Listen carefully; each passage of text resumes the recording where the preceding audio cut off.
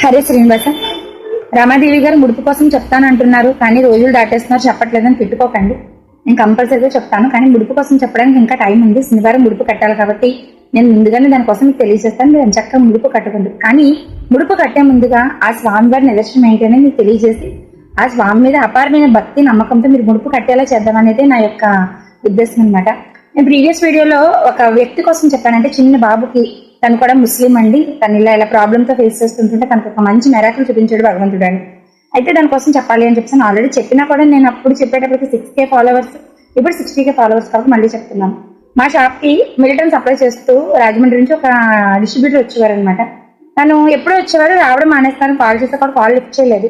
తను వచ్చిన తర్వాత అడిగామన్నమాట, ఏమంటే ఎందుకు రావట్లేదు? ఇలా బాబుకి వచ్చేసి డెఫరెంట్ అమ్మంది అండ్ ట్రీట్మెంట్కి చాలా ఖర్చు అవుతుంది, దగ్గర 20 లక్షల రూపాయలు ఖర్చు అవుతుంది. నేను చూస్తే నెల జీతం కానీ నేను ఎలాగా ఇదంతా ఖర్చు పెట్టుకోవాలి, నాకు ఏం అర్థం కావట్లేదండి. నేను చాలా చాలా బాధపడిపోతుంటే తల్లి స్థానంలో ఉన్న నేను, తల్లి స్థానంలో ఉన్న నా భర్త, ఇద్దరికి కూడా కళ్ళని నీళ్ళు తిరిగాయి.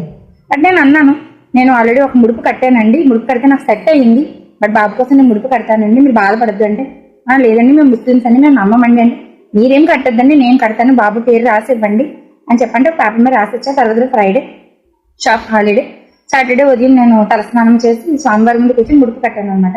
ముడుపు కట్టినప్పుడు కళ్ళని నీళ్ళు వచ్చాయి. ఏంటంటే బాబుకున్న కష్టాలు అలాంటివి అనమాట. చెప్పేటప్పుడు బాధ అనిపించింది.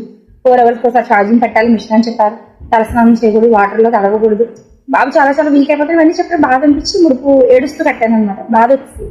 కట్టిన తర్వాత మళ్ళీ 1 month అయినా రాలేదు. మళ్ళీ ఫోన్ చేస్తే మళ్ళీ సేమ్ సిచ్యువేషన్, అని ఫోన్ లిఫ్ట్ చేయలేదు అనమాట. తర్వాత 1 month తర్వాత మళ్ళీ ఆయన వచ్చారు.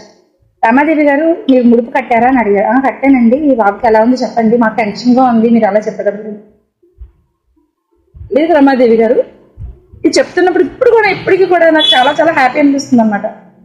బాబు గారికి తిరుపతి 7 కొండల వెంకటేశ్వర స్వామి సన్నిధిలో ఫ్రీగా ట్రీట్మెంట్ వచ్చింది. బాబు అక్కడ తీసుకెళ్ళి దింపానండి, నేను నా మిస్సెస్. డబ్బుతో పని లేదు, అంతా ఫ్రీ అంటండి. బాబుని రికవరీ చేసి నాకు ఇస్తానని చెప్పేసి అన్నారు. నేను ఇలాంటివి నమ్మనండి, కానీ నాకు మీ రూపంలో ఇలాగ దేవుడు తెలియజేశాడేమో.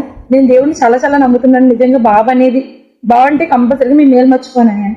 తర్వాత బాబు కోసం అన్ని వీడియోస్ నాకు పంపించారు. బాబు మాట్లాడుతున్నాడని, బాబు టీచింగ్ క్లాసెస్ చెప్తున్నాడని, అన్ని కూడా చాలా చాలా ఆనందానికి గురయ్యేదండి. ఏ డిస్ట్రిబ్యూటర్స్ తీసుకొచ్చినా, ఏ డీలర్స్ని తీసుకొచ్చినా ఒకటే చెప్పేవారు, రమాదేవి గారు ముడుపు కట్టడం వల్ల, రమాదేవి గారి దయ వల్ల బాబు బాగున్నాడు అని చెప్పి. ఒక ముస్లిం అయ్యండి, తను వెళ్ళిన ప్రతిసారి మంత్లీ ఒకసారి 7 కొండలు నడుచుకుని వెళ్ళి స్వామివారిని దర్శనం చేసుకుంటారు. ఆయన షాప్ దగ్గరికి వచ్చి షేర్ చేసుకున్న వీడియోస్ కూడా నా దగ్గర ఉన్నాయి, అవి కూడా నేను మీకోసం షేర్ చేస్తాను. బట్ ఇంకా ఎన్నెన్నో మెరాకిల్స్ స్వామి చూపించాడు, అవన్నీ నేను మీకోసం చెప్పడానికి సిద్ధంగా ఉన్నాను. వినడానికి మీరు సిద్ధమైతే కనుక కంపల్సరీగా కామెంట్ చేయండి.